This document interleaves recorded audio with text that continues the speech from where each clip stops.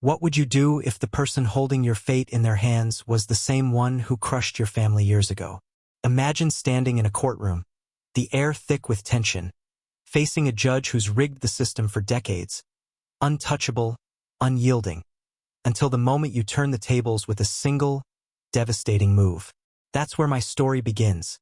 A tale of justice clawing its way out of the shadows. A fight I never thought I'd win. But here's the question that keeps me up at night. When you finally topple a giant, is it victory or just the start of a bigger war?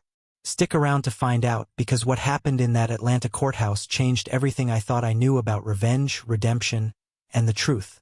Before we dive in, if you're ready for a ride full of twists, heart-pounding drama, and a battle against the odds, hit that like button and smash subscribe. It's your support that keeps these stories coming. Let's get into it. The feeling of walking into a brick wall hit me as I stepped into the Fulton County Courthouse. The air thick, sour, heavy with the stench of every crooked ruling that had stained these bricks. My shoes tapped on the polished wood floor, a steady beat against the chaos churning in my chest.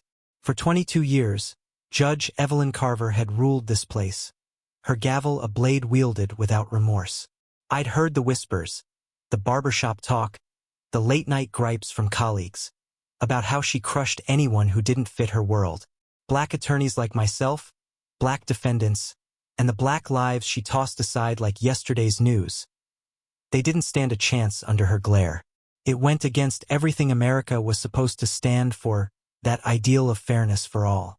Today's case was about Jamal Carter, whom they'd pinned a convenience store robbery on.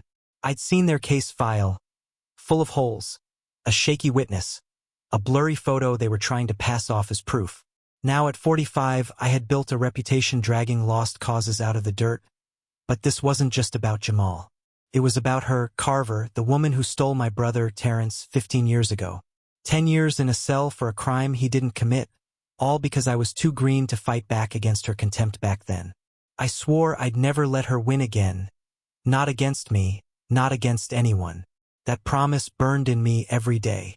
She didn't look up as I took my place at the defense table, just skimmed me over those horn-rimmed glasses like I was a fly she was already swatting.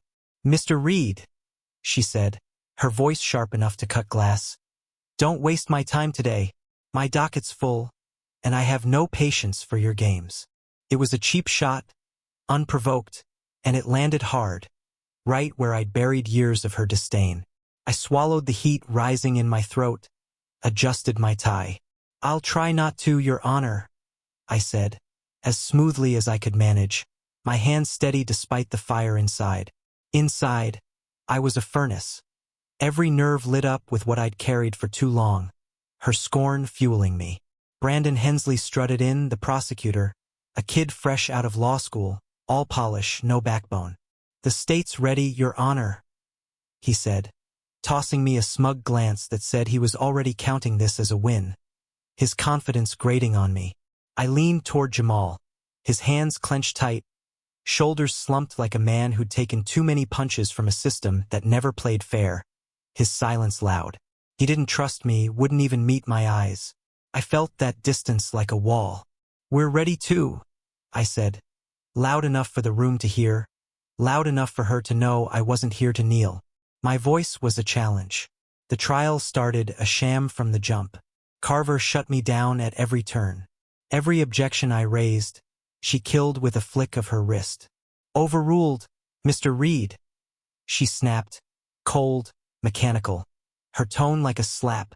"Sit down, Mr. Reed," she said when I pushed back, her eyes glinting with something ugly hate. Maybe, or just the thrill of breaking me. She propped Hensley up, guiding him through his flimsy case like he was her golden boy. Every word I spoke earned a scoff, a dismissive wave. The jury was watching, shifting, smelling the bias. I didn't flinch, couldn't. I had a plan, years in the making. She had no clue what was coming. That thought steadied me. Terrence haunted me every time she cut me off. His face from that last day, wide-eyed, begging me to fix it, a memory that never faded. I couldn't then, my voice lost under her gavel. It had eaten me alive since, his letters from prison. his hope fading until the pages stopped coming, a wound that wouldn't heal. She did that, took him. I'd spent years building this, bank records, witness accounts, a recording I'd kept locked tight. Today was my shot to make her pay. I felt it in my bones, a reckoning long overdue. Your Honor, I said after Hensley slipped in that blurry photo they'd hidden from discovery. This violates Brady versus Maryland. I move for a mistrial. She leaned back, sighed like I was a kid throwing a tantrum, her boredom a mask. Denied, she said, flat, final, her dismissal a spark to my fuse. I pressed, calm, my pulse hammering. You're ignoring a Brady violation? Her lips tightened, eyes narrowing to slits. I said denied, Mr. Reed. One more word, and you're in contempt. The room stilled, the air crackling. I nodded, sat down, my heart pounding like a war drum. I wasn't scared. I was ready. She was handing me the rope, and I was about to hang her with it. Terrence's voice whispered in my head. Don't let them win. I wouldn't, not this time. I had her cornered. She was too blind to see it. The hours ground on. I felt every second like a weight crushing my chest. The room closing in. Carver was running this courtroom like her personal empire. I was just some fool daring to speak out of turn, her authority suffocating. She cut me off mid-sentence, her gavel slamming harder each time I pushed back, the sound a taunt. Mr. Reed, you're testing me, she snapped. I wanted to laugh. Testing her? She'd been testing me since I walked in. Every word a dagger, every ruling a shove, her power a wall I was chipping away at. Jamal muttered beside me, his voice low, bitter. She's burying me, man. You sure you're not just talk? I didn't look at him, just gritted out. I've got this. His doubt stung deeper than her venom, a wound I felt but couldn't show. She was getting bolder, sloppier, her arrogance spilling over, a crack I could exploit. When I cross-examined Eddie Grayson, the clerk, I caught something. His eyes darted, hands fidgeted, words tripping over themselves. Fear radiated off him. You think it was my client? I asked, leaning in, my voice steady, probing. How sure are you? He licked his lips, hesitated. I don't know, I mean. He stopped, glanced at Carver. I saw it, a flicker of terror. What's wrong, Eddie? I pressed, soft, sharp. Did someone tell you what to say? His face paled. She said I'd lose everything if I didn't point at him, he blurted out, then clamped his mouth shut, eyes wide. Realizing he'd spilled too much, the room erupted. Gasps, murmurs, pen scratching, a wave of shock rolling through. Carver's gavel crashed down, her voice shrill. Silence. Mr. Reed, move on now. I turned to her, slow, deliberate, my blood roaring. He just said you threatened him, Your Honor. That's coercion. I'd like him to finish. Her face twisted, a crack in her mask. I said move on. She hissed, her eyes betraying her. Panic, raw, real. I nodded, my voice dropping. Noted. You're covering it up. The words were a quiet bomb. The jury was leaning in. Hensley was fumbling his notes, thrown off. I sat down, let it sink in. She was slipping. I had her rattled. Jamal was staring at me now, his eyes narrowed. That true? She's scared. I nodded, low. She's on the ropes. Just wait. He scoffed, turned away. I felt the shift. He was starting to wonder if I was for real, his walls cracking. I had more than Eddie's slip. I had that recorder in my briefcase, her voice on tape, fixing a case for cash. My ace in the hole. I was holding it tight, waiting for the kill shot. Terrence's face flashed again. His last letter. Don't let them win. I wouldn't, not after what she did to him, to so many others. It was personal now. The gallery was buzzing. Reporters scribbling. The tension coiling tighter. A storm brewing. I kept my face blank. Inside, I was alive, every nerve firing. Every memory of her crushing lives like Terrence's pushing me on. A fire I couldn't douse. She thought she was untouchable. Eddie just handed me a brick to crack her wall. I felt the weight of it in my hands. My fingers itched to play that tape, to let her own words bury her. I held back. Not yet. Timing was everything. I'd learned that the hard way, watching her gavel fall on Terence. She doubled down, her voice sharper as she snapped at Hensley to keep going. He was rattled now, stumbling through his next witness. She propped him up, kept the farce rolling. I watched her, studied the way her lips twitched, the way she gripped that gavel like it was all she had left. She was rattled. I was the one shaking her. Jamal shifted beside me, his breath uneven. "You're letting her run this," he hissed, low, angry. I met his eyes, saw the fear, the years of betrayal behind it. "I'm not letting her do anything," I said, firm. "Trust me, just this once." He looked away, his jaw tight, cut deep. He'd been burned before, left to rot by someone who promised to fight. I carried this too long to fail now. I stood, my pulse a steady thrum, my hand brushing against the recorder. "Your Honor," I said, my voice cutting through the noise. "Before we proceed, I have evidence. Not for this case, but for this court." The room froze, every eye on me. Carver's head jerked up, her glare venomous. "What nonsense is this, Mr. Reed?" she barked, her voice shaking. A crack I'd never heard. I didn't blink. "It's you, ma'am." July 12, 2023. Telling a clerk to fix a verdict for cash. The gallery gasped, chaos brewing. She slammed her gavel, desperate. "You're out of line." I hit play. Her voice spilled out. "Make sure it goes my way. Tell him the payment's due by Friday." The room exploded, shouts, shock, justice waking up. I had her. The rush hit me hard. This was for Terence, for every life she'd broken. She was mine now. The recorder clicked off. Her voice hung there, a noose tightening around her neck. The silence shattered. Carver was frozen, her hands gripping the bench, her mask shattering. Sweat beaded on her brow. For 22 years, she'd owned this room. Attorneys cowering, defendants breaking, me swallowing my rage to survive her. Now she was the one cornered. I felt it, a tidal wave of relief, rage, triumph, crashing through me. I'd been holding my breath since Terence went down. This was the exhale, my chest heaving with it. The gallery was a wildfire, shouts, gasps, reporters scrambling. Jamal was staring, his mouth open, finally seeing me for real, his eyes wide with shock. "Mr. Reed," Carver said, her voice trembling, still clawing for control. "This is a lie. You've faked it." I stepped closer, cutting her off, my tone steel. "It's real, Your Honor. Witnesses, bank records, a dozen cases you rigged. You're finished." Her eyes flashed panic, fury. Then she leaned forward, a sneer twisting her face. "You think you're so clever? I gave your brother a break. Cut his sentence from 20 to 10. You should thank me." The words hit like a punch, knocking the air out of me. I froze, my mind reeling. "Terence, her doing? You're lying?" I snapped, my voice wavering, doubt creeping in. "You're twisting it." She smirked, venom dripping. "Ask around. Someone paid me to lighten it.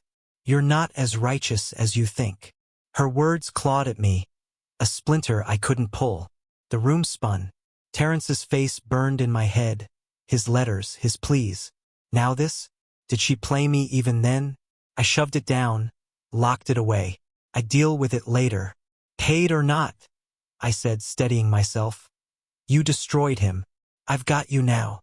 My voice hardened, resolve kicking back in. Her gavel slammed, weak, desperate. "You're in contempt."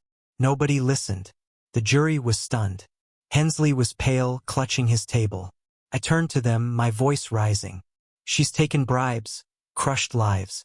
My brother got 10 years for nothing because she wouldn't hear the truth. It ends today." She spat. "You'll regret this." It was hollow. She was sinking, her power slipping away. The doors swung open. Judge Eleanor Brooks stepped in, silver hair, steady eyes, a name I'd heard tied to fairness. She took the bench, scanning the wreckage I'd made, her presence a lifeline. "Mr. Reed," she said, her voice low, sharp. "Explain this. Fast." That recording better be legal. My pulse spiked. She was testing me. I couldn't falter. It is, Your Honor, I said, my hands steady despite the sweat on my palms. Wiretapped with consent from the clerk she bullied. I have affidavits, proof of her payoffs, years of it. This trial's tainted. She's never been fair. Not to Jamal. Not to anyone who didn't line her pockets. Carver shrieked. He's lying. Brooks cut her off, her hand raised. Enough. I'll hear him out. Her calm cut through the storm. I laid it bare. Every shred I'd gathered. Every life she'd broken. Ending with Jamal. She's twisted this court into her personal bank. We have to stop it. My voice shook with the weight of it, years spilling out. Brooks nodded, slow, her gaze piercing. If this holds, it's damning. Ms. Carver, you're relieved. Step down. Her words landed like a verdict. Carver stood, trembling, her robe suddenly too big. 2 cops moved in, cuffs gleaming. She glared at me, hate boiling over. You think this fixes anything? I met her eyes, unflinching. It fixes you. The cuffs snapped shut, the click a gunshot in my ears. They hauled her out. The doors slammed. The silence was thick, sacred. Jamal grabbed my arm, his voice raw. What the hell was that about your brother? She helped him. I shook my head, my throat tight. I don't know. She's twisting it. He's still gone because of her. My words stumbled, anger flaring. He stepped back, his eyes hard. You're in this for him, not me, huh? I don't need your revenge trip. His words cut, sharp, deep, reigniting the fire from before. No, I snapped, stepping closer. I fought for you because I couldn't save him. You think I'd risk everything for a ghost? He stared, his eyes searching mine, then softened. I've been ditched before. Last lawyer left me to rot. Didn't think you'd stick it out. His admission cut. I nodded, my throat tight. I'm not him. I don't quit. He clapped my shoulder. A truce, headed for the door, his steps shaky, his head high. Brooks adjourned. I grabbed my briefcase, my mind spinning. The win was real. I felt it in my bones. It wasn't clean. Carver's words clawed at me. Did she cut Terrence a deal?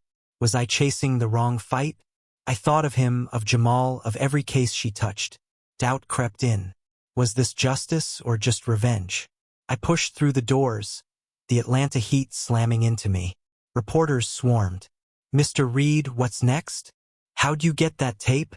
I shielded Jamal, kept it short. Inside, I was unraveling. I took her down, gave him his life back. Terrence's ghost was heavy. Her sneer echoed. You should thank me. I stopped on the steps, the crowd pressing in. Let it hit me. I won. What did I win? A free man, a broken judge, a truth I might have misread? My hands shook as I loosened my tie, the adrenaline crashing, leaving me raw. I did it, tore her down, made her pay. The war was bigger than one courtroom. I thought of my office, files stacked high, names I'd memorized, lives she stole. This wasn't over, not for me. Doubt gnawed, but so did purpose. I glanced at Jamal, disappearing into the throng. Something shifted. He was walking away because I didn't quit. I turned my pain into something real. Maybe that was enough. Not everything, but something. The doubt lingered, so did the fire. She was gone. I made it happen. Terrence wasn't here. That cut deep. This win was his too, even if he'd never know it. I squared my shoulders, pushed through the cameras. I had more to do, more to dig, more to fight. Carver was just the start. I wasn't stopping now, not while there was breath in me. The courthouse steps were chaos. Flashes popping, voices shouting. Jamal stopped halfway down, tilting his head back, breathing deep like a man who just remembered what freedom tasted like. His silhouette sharp against the crowd. I watched him, a knot loosening in my chest, a flicker of light cutting through the dark. He was free because of me, because I didn't quit, because I took Terrence's ghost, turned it into a hammer. My hands still felt the weight of it. My mind was already racing. Carver was down, her throne smashed. The system that propped her up? It was still there, still rotten. I couldn't rest until it was dust. The fight was in my blood now. You good? I asked, stepping up, my voice cutting through the din, steady despite the storm inside. He nodded, rubbing his wrists, red marks fading slow. Yeah, man.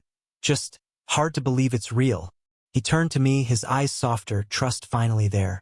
You think this changes anything?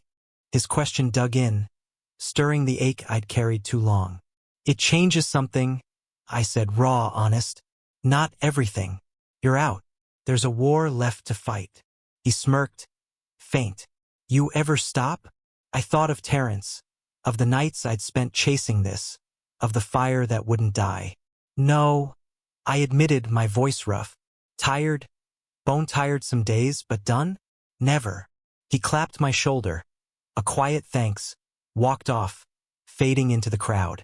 I stood there, the sun sinking low, shadows clawing over the steps. It hit me hard, the rush of breaking her, the hollow of what was left. Terrence's voice whispered, "Don't let them win." I hadn't, not today. Carver's words gnawed at me. I gave him a break. Did she? Was I blind, chasing a lie all these years? I had files to check, truths to dig up, but not tonight. Tonight I had this, a free man, a fallen judge, a system that was shaking. I slid into my car, the engine growling, pulled away, the city blurring past. Tomorrow I'd be back, digging, fighting, pushing. That's who I was, the man who didn't stop. Not when the odds laughed, not when my bones ached, not when the ghosts howled. The courthouse faded in my rear view, a silent giant watching me go. Carver's fall would echo, maybe scare a few straight, maybe make others dig deeper. I wasn't naive. Change didn't come cheap, not in a machine this twisted. It was built on the backs of people like me, like Jamal, like Terrence. I gripped the wheel, felt the road steady me. Justice wasn't a trophy, it was a fight, a promise I'd keep, day after day, case after case. I saw Jamal's silhouette in my mind, walking free. It hit me. I didn't just fight for Terrence. I fought for him, for me, for every soul she tried to erase. My chest tightened. The fire was still there, burning steady. Carver was gone. There was more names, more battles, more truth to drag into the light. Terrence's voice faded. His weight stayed, a quiet strength pushing me on. I had work to do, years of it. I was just getting started. The road stretched out. I leaned into it, ready for whatever was next. They wouldn't win, not while I was still here, not while I had this fire, this promise, this fight. Lesson learned from the story. This story taught me something raw and real. Justice isn't handed to you.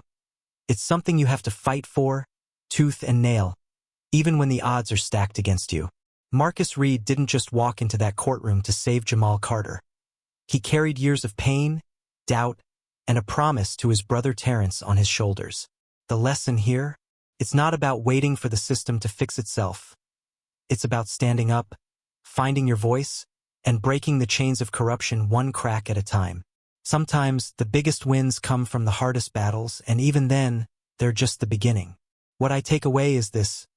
Real change starts with one person refusing to back down, no matter how loud the gavel slams. Meaningful message conveyed. The heart of this story beats with a powerful message. No one's untouchable, and the truth, no matter how buried, can rise up and rewrite the rules. Marcus's fight against Judge Carver isn't just about one case. It's a shout into the void of a broken system. A reminder that power built on lies can crumble when someone dares to shine a light on it. It's about hope, resilience, and the messy, beautiful struggle for what's right. This isn't a fairy tale where everything's fixed with a single blow. It's a call to keep pushing, because every step forward, every life saved, chips away at the bigger beast of injustice.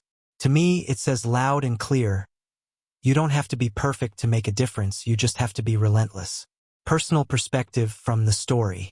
From where I stand, Marcus's journey hits hard because it's more than a courtroom drama. It's a mirror to anyone who's ever felt powerless against something bigger than them. I see a man wrestling with his past, questioning if he's fighting for justice or revenge, and still choosing to swing that hammer anyway. That's what gets me. His flaws, his doubts, His refusal to quit even when Carver's words about Terrence shook him to his core. To me, this story's personal because it's about finding strength in the wreckage of your own mistakes. Marcus couldn't save his brother, but he turned that failure into fuel. It's a gritty, human take on what it means to keep going, and honestly, it makes me wonder, what giants am I ready to face in my own life? Hey, if this tale of Marcus Reed taking down a corrupt judge got your pulse racing, you're in the right place. Stick with us at Story Precious for more jaw-dropping stories packed with twists, heart, and battles worth fighting. Hit that subscribe button and ring the bell so you never miss a drop. We're bringing you the latest videos that'll keep you hooked, inspired, and ready for more. Join the Story Precious crew. Drop a like if you're feeling this one, and let's keep uncovering the stories that matter together. What's next? You'll have to subscribe to find out.